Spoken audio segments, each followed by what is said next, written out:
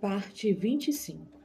As vitórias fora dos portões nem sempre nos livram de tristezas dentro da família. Isaac estava em paz com seus vizinhos, mas seu lar encontrava-se em pé de guerra. Esaú, filho profano, aos 40 anos de idade, desligou-se conscientemente de seus pais, agiu deliberadamente contra eles e casou-se com duas mulheres pagãs, que deram muita tristeza a Isaac e Rebeca, exatamente no ano em que Isaac comemorava seu centenário de vida. As mulheres de Esaú chamavam-se Judite e Basemate. Mais tarde, só para provocar os pais, ele se casou com uma terceira mulher pagã. A decisão de Esaú contrária à tradição de sua família. Levou-o a separar-se conscientemente da casa de Abraão e das bênçãos espirituais da família. As mulheres de Esaú opuseram-se rebeldemente a Isaque e Rebeca, trazendo-lhes grande amargura de alma. Tendo em vista a vida pecaminosa que Esaú levava, é de se perguntar por que Isaque desejava dar-lhe a bênção patriarcal 31 anos depois. Certamente, seus sentidos e apetites físicos sobrepujaram o discernimento espiritual. Derek Kidner diz que nessa informação há mais coisas do que os olhos podem ver, pois acentua a loucura de Isaac ao favorecer ainda Esaú como chefia da família e prepara o terreno para o envio de Jacó a seus primos de Padã Arã. Esaú casou-se com 40 anos. 37 anos depois é que Jacó saiu de casa, ou seja, aos 77 anos ao trair seu irmão e enganar seu pai.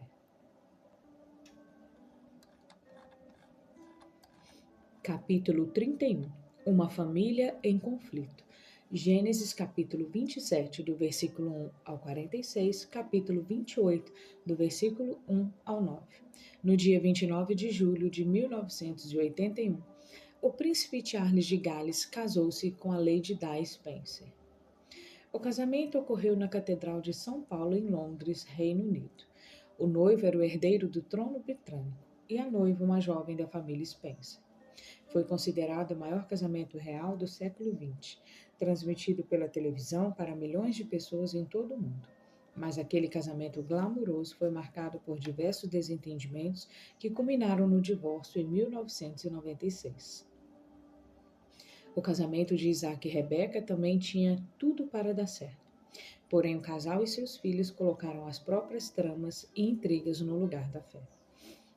O sogro de Rebeca era Abraão, o pai da nação de Israel, amigo de Deus, profeta e herdeiro de uma grande promessa.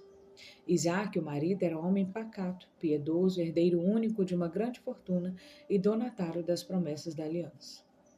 Rebeca, a esposa, era bela, trabalhadora, determinada, serva de Deus.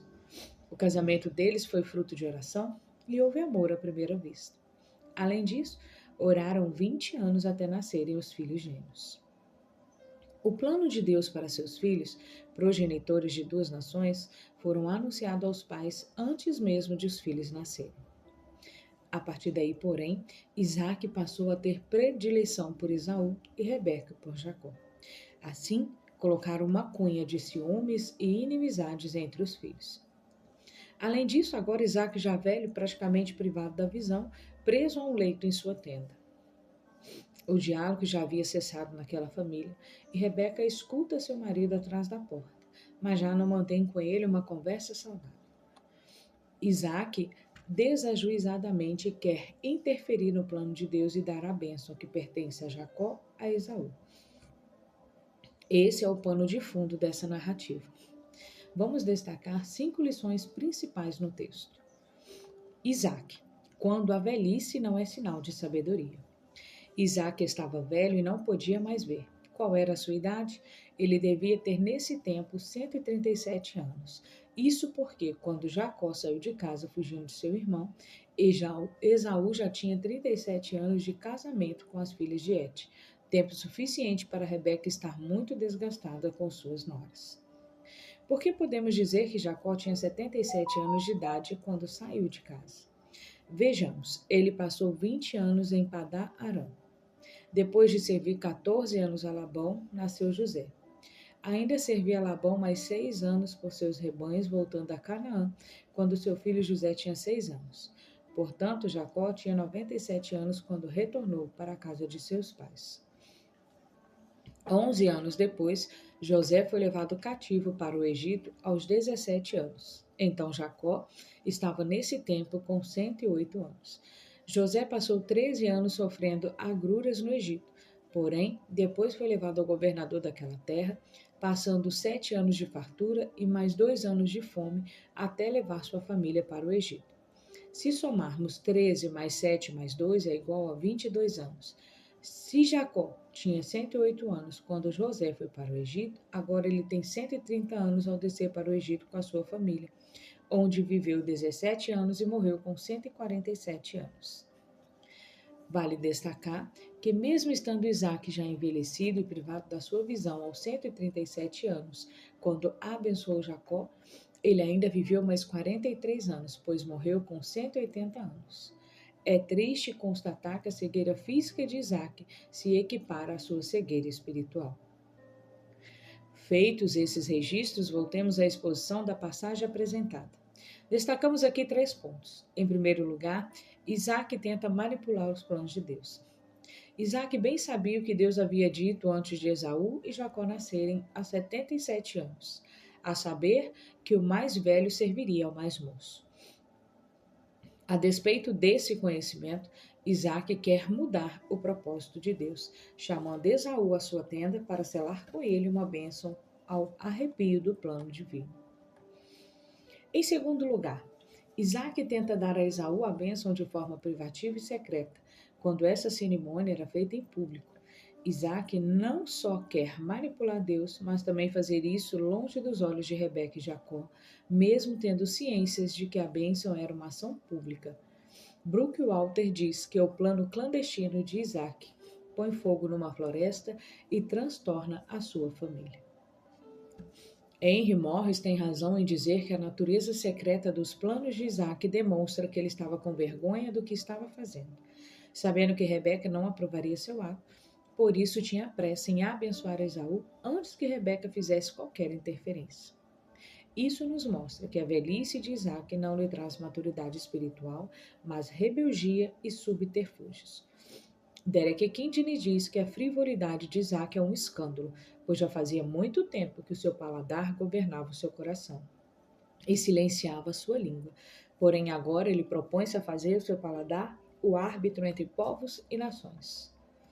Em terceiro lugar, Isaac coloca seu apetite acima dos valores espirituais. Isaac sabia apreciar uma boa comida e Esaú sabia agradar o apetite do pai.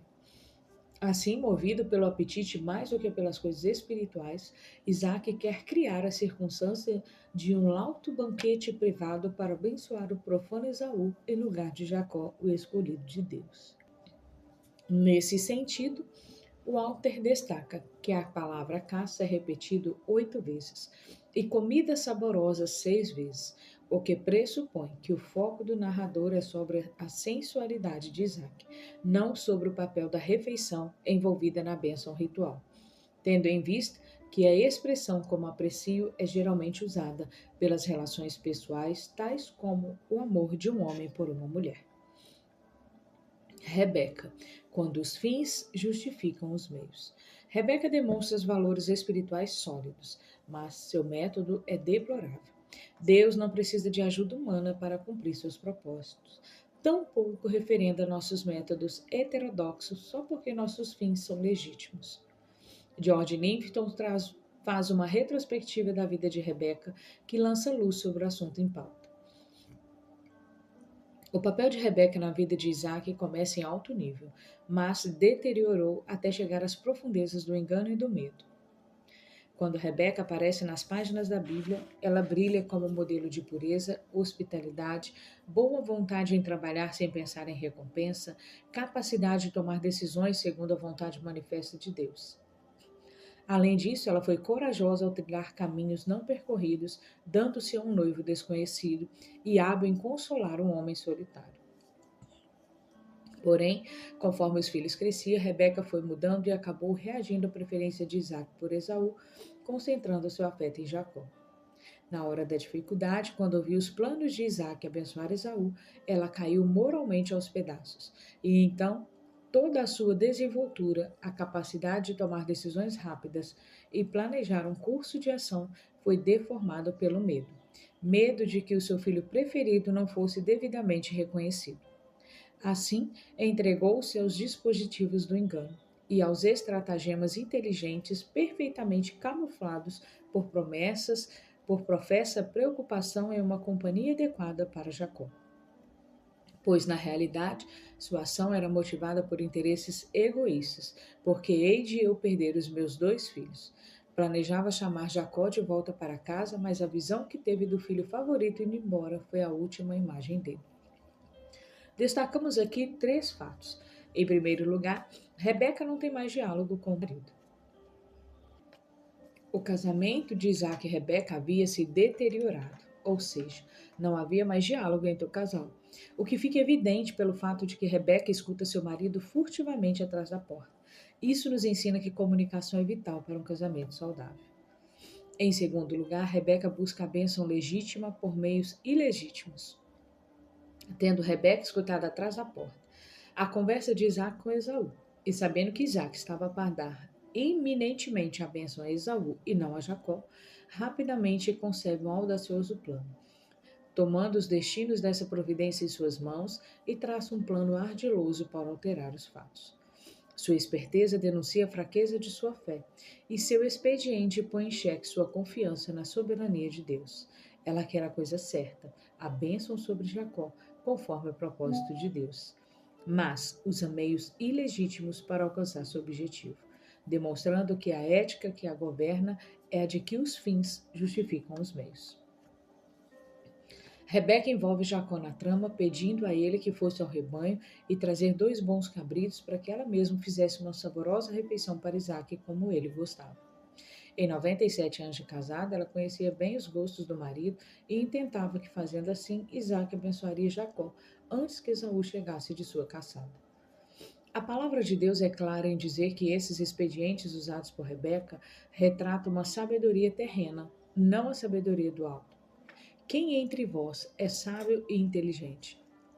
Mostrem mansidão de sabedoria, mediante codigno proceder às suas obras. Se, pelo contrário, tendes em vosso coração inveja, amargura e sentimento faccioso, não vos glorieis disso, nem mintais contra a verdade. Esta não é a sabedoria que desce lá do alto, antes é terrena, animal e demoníaca.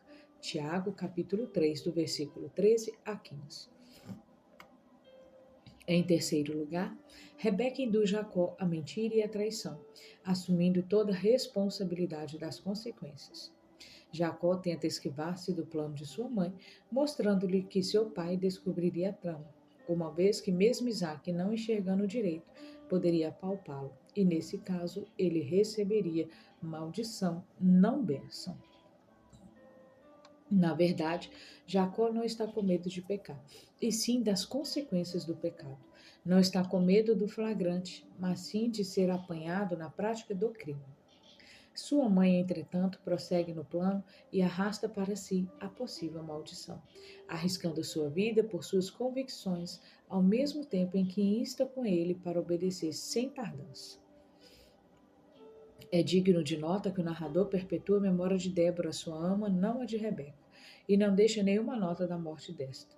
No final de Gênesis, contudo, ele observa que foi dada a ela um rosto e sepultamento com os demais patriarcas e matriarcas na capela de Macpela. Bruce Walter diz que aquele que mais tarde é capaz de lutar com Deus se digladia bem pouco com sua mãe ou com sua consciência. Jacó faz sua parte no plano, e os 2 cabritos e a sua mãe preparam a refeição. Agora era a hora do teatro. Jacó precisa passar por Esaú, e para isso Rebeca toma a melhor roupa de Esaú, que ainda guardava em sua casa, e veste Jacó. Além disso, ela usa não apenas a carne do cabrito para a refeição, mas a pele dos 2 cabritos para cobrir as mãos de Jacó e lisura de seu pescoço. Então, Jacó ocupa a posição de um garçom e recebe de sua mãe a comida saborosa para levar ao seu pai. Rebeca e Jacó estão mancomunados, agindo sinergisticamente, tentando dar uma ajuda a Deus. como se o Todo-Poderoso dependesse de nossos frágeis e duvidosos meios para agir, para cumprir seus planos soberanos. Boyce diz que o complô de Rebeca e Jacó trouxe a ambos três consequências trágicas. Primeiro, Rebeca precisou enviar Jacó, seu filho favorito, a Labão, pensando que isso duraria apenas alguns dias, porém ela nunca mais o viu. Segundo, Jacó e Rebeca enganaram Isaac, e Jacó mais tarde foi duramente enganado tanto pelo seu sogro com relação a Raquel, como pelos seus próprios filhos no tocante a José. Terceira, Jacó, que era herdeiro das grandes riquezas de Abraão, seu avô, e de Isaac, seu pai, vai trabalhar como empregado de Labão por longos anos. Resumindo, o pecado pode até ser perdoado, mas deixa suas cicatrizes. Jacó, quando a mentira busca o que dá certo, não o que é certo. As cortinas se abrem e o ator entra em palco. Esse ator precisa mentir sobre seu nome, sobre os desejos de seu pai, sobre a sua caça, sobre a providência do Senhor, sobre sua real identidade, sobre seu beijo.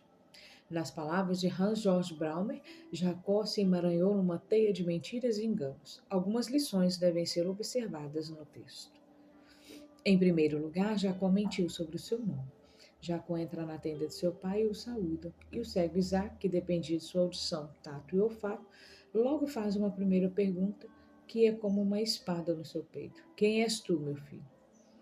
A resposta de Jacó é uma mentira gritante. Sou Esaú, teu primogênito. Em segundo lugar, Jacó mentiu sobre a comida. Fiz o que me ordenastes. Levanta-te, pois, assenta-te e come da minha caça, para que me abençoes. Há duas mentiras aqui. Primeiro, Isaac não havia dado nenhuma ordem a Jacó. Segundo, Jacó não trazia uma caça para o seu pai, mas a carne de 2 cabritos. Resumindo, ele mente sobre o seu nome e também sobre a comida. Em terceiro lugar, Jacó mentiu sobre o Senhor. Isaac questiona sobre a rapidez com que havia conseguido a caça, ao que Jacó, com consciência fraca e de forma blasfema, responde com uma mentira em nome do Senhor, dizendo: porque o Senhor teu Deus a mandou ao meu encontro. Em quarto lugar, Jacó mentiu por meio de seus disfarces. Isaac já tinha sido enganado pela visão, agora é enganado pelo tato e pela audição, mostrando que os disfarces de Jacó lograram êxito com seu pai e ele conseguiu arrancar sua bênção, mesmo Isaac imaginando que estava abençoando Esaú. Em quinto lugar, Jacó mentiu mais uma vez sobre sua identidade e lhes disse: És meu filho Esaú mesmo? Ele respondeu: Eu sou. Depois da dupla afirmação da identidade do garçom como Esaú, não como Jacó, Isaac passa a saborear o rico reparto. Então disse: Chega isso para perto de mim, para que eu coma da caça de meu filho, para que eu te abençoe. Chegou-lo e lhe comeu, trouxe-lhe também vinho e ele bebeu. Em sexto lugar, Jacó mentiu com um beijo. Isaac já havia sido enganado pela visão, pelo tato e pela audição, agora enganado pelo olfato. Uma vez que, enquanto Jacó deposita em sua face o beijo da mentira, Isaac aspira ao cheiro da roupa de Esaú que Jacó trajava e passa a abençoar. Em sétimo lugar, Isaac abençoa verdadeiramente a Jacó. Dentro dessa tenda tudo era mentira, exceto a bênção de Isaac e Jacó. Mesmo quando os homens tramam, o plano de Deus não pode ser frustrado. E ainda que os homens usem expedientes ilícitos, sofrerão certamente a consequência de seus atos insensatos. Todavia, Deus sempre cumpre sua soberana vontade. Vejamos a bênção de Isaac. Deus te dê do orvalho do céu e da exuberância da terra, e fartura de trigo e de mosto. Sirvam-te povos e nações, te reverenciem. Sê senhor de teus irmãos, e os filhos da tua mãe se encurvem a ti. Maldito seja o que te amaldiçoar, e abençoado o que te abençoar. Quais são as particularidades dessa bênção? 1. Prosperidade. Deus promete o orvalho do céu, exuberância da terra e fartura de trigo e de mosto, os 4 elementos que simbolizam a prosperidade do campo nas riquezas agropastoris. 2. Domínio. Israel haveria de se tornar uma nação poderosa e muitos povos haveriam de servir a ele. 3. Liderança. O povo de Israel seria cabeça, não cauda. Seria servido em vez de servir. Em suma, os descendentes de Esaú seriam servos dos descendentes de Jacó. 4. Proteção. A bênção abraâmica aqui é repetida. Jacó e seus descendentes teriam a proteção divina, de modo que aqueles que o abençoassem seriam abençoados, aqueles que o amaldiçoassem seriam amaldiçoados. Esaú, um choro tardio de remorso, não de arrependimento. A narrativa bíblica dá a entender que foi só Jacó sair da tenda de seu pai que Esaú chegou de sua casa. Ele também fez uma comida saborosa para seu pai e levou a ele, dizendo: Levanta-te, meu pai, e come da caça de teu filho, para que me abençoes. Destacamos aqui 5 fatos. Em primeiro lugar, o estremecimento de Isaac. Isaac é tomado de uma profunda e violenta comoção ao perceber que havia sido enganado por que Jacó havia se passado por Esaú e sido abençoado em seu lugar, e que essa bênção era irrevogável. Derek Kidney diz que as palavras a ele será abençoado expressam mais que mera crença em que a palavra falada se faz cumprir. Ele sabe que tem lutado contra Deus, como Esaú, e aceita a troca. Em segundo lugar, a amargura de Esaú. Essa cena é marcada pelas explosões de raiva de Esaú. Os gritos de terror de Esaú continham profundo amargor, pois ele sabia que a bênção sobre Jacó não pode ser revogada. Então pede apenas outra bênção. O ator aos Hebreus interpreta esse momento assim: Nem haja algum impuro ou profano, como foi Esaú, o qual, por um repasto, vendeu seu direito de primogenitura. Pois sabeis também que, posteriormente, querendo herdar a bênção, foi rejeitado, pois não achou lugar de arrependimento, embora com lágrimas o tivesse buscado. Hebreus capítulo 12, versos 16 e 17. Em terceiro lugar, a acusação a Jacó. Jacó vira alvo da pesada acusação, tanto do pai como do irmão. Isaac diz: Veio teu irmão, astuciosamente tomou a tua bênção. Já Esaú acrescentou: Não é com razão que se chama ele Jacó, pois já 2 vezes me enganou. Tirou-me o direito de primogenitura e agora usurpa a bênção que era minha. Bruce Waltz está correto quando diz que Esaú se recusa a aceitar sua culpabilidade da mesma forma que Adão culpou a mulher. Em quarto lugar, a reafirmação da bênção a Jacó. Esaú, amargurado, transforma suas queixas em súplicas e pergunta se o pai não havia reservado para ele nenhuma bênção. Ao que Isaac lhe responde, reafirmando a bênção dada a Jacó. Eis que o constituí em teu senhor, e todos os seus irmãos lhe dei por servos. De trigo e de mosto o apercebi. Que me será dado fazer agora, meu filho? Em quinto lugar, o futuro destinado a Esaú e a sua descendência. Esaú, sem a bênção esperada do pai, chora, mas não de arrependimento, uma vez que toda a sua vida havia sido de desprezo à primogenitura e seu estilo de vida e suas escolhas eram uma demonstração de que era um homem profano. Seu pai não lhe priva de bênção, mas descortina diante dele seu futuro. Longe dos lugares férteis da terra será a sua habitação. E sem orvalho que cai do alto, viverás da tua espada e servirá teu irmão. Quando, porém, te libertares, sacudirá o seu jugo da tua cerviz. Esaú e seus descendentes, os edomitas, passarão sua vida como guerreiros. Hasbos Balmer lança luz sobre o futuro dos edomitas ao escrever. Antes da tomada da terra prometida pelas tribos de Israel, Edom era uma tribo independente e forte. Na época dos juízes em Israel, os edomitas tentaram se estabelecer no sul de Judá. Saul lutou contra os edomitas. 1 Samuel, capítulo 14, verso 47. Davi conquistou Edom e transformou a região em um de seus domínios. Salomão casou-se com mulheres edomitas, segundo a Reis, capítulo 11, verso 1. Edom conquistou uma relativa independência, mas logo se perdeu novamente. Sob o rei Josafá, os edomitas, aliados aos moabitas e amonitas, descendentes de Ló, foram derrotados. Na época de Jeorão, Edom libertou-se do domínio de Judá, mas foi derrotado depois por Amazias. Na guerra sírio-efraimita, Edom conquistou a cidade de Elate. Edom desempenhou um papel decisivo na conquista de Jerusalém e na destruição do primeiro templo, em 586 a.C. Edom invadiu Judá e saqueou a população. Chegou assim ao auge da inimizade entre Edom e seu povo irmão, os israelitas. Os profetas anunciaram o juízo vingativo de Deus sobre o arqui-inimigo. Depois da queda de Jerusalém, os edomitas ocuparam todo o sul até Hebrom. Nessa época, impôs-se o nome grego Idumeus para Edom. Judas Macabeu liderou várias campanhas militares contra os idumeus. João Hircano venceu os idumeus, forçou-os a circuncidarem e incorporou-os ao Estado judeu. O trágico papel dos edomitas e idumeus não terminou por aí. O rei Herodes o Grande era filho de um idumeu, com uma princesa árabe. Herodes Antipas, um dos filhos de Herodes o Grande, mandou decapitar João Batista. Além disso, ele planejava matar Jesus. Lucas capítulo 13, verso 31. Jesus chamou Herodes Antipas de raposa. Herodes Agripa I ordenou a decapitação de Tiago e a prisão de Pedro. Herodes Agripa II, filho de Herodes Agripa I, mandou trazer a si o prisioneiro Paulo. Depois de ouvi-lo, defendeu sua libertação.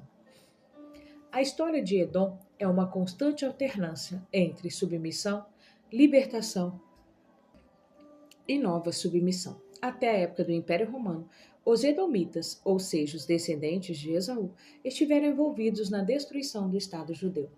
As palavras de Isaac sobre Jacó e Esaú eram proféticas e se concretizavam ao longo da história.